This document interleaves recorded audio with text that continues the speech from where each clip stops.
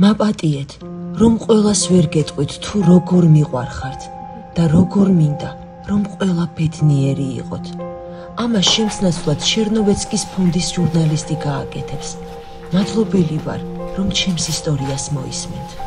იმის შეშიფრო მქონდა სიცოცხლის რაც არ მინდა. ბნელ ოთახში კედლებიც კი სიკვდილის შიშითაა გაშღენთილი.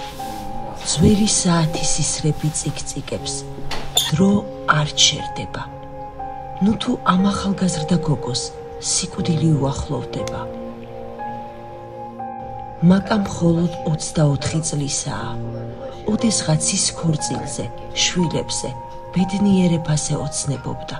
დღეს მისი ერთადერთი ოცნება უბრალოდ ცხოვრების გაგრძელებაა. კიბომწა ართვა ჯანმრთელობა, ძალა, იმედი, მაგრამ ვერ შეძლო რწმენის წართმევა. მაკას დედა ღამით ეზოში ტირის, მამა კი ტკივილს ღიმილს მიღმამალავს. მათ სახლში მომავალზე საუბარი არ არის. მხოლოდ მედიკამენტებსა და ანალიზებისთვის ფულზე. რადგან ახლა მხოლოდ ამას შეუძლია მაკას გადარჩენა. ყველაზე მცირე დახმარებაც კი მათთვის დიდი შანსია.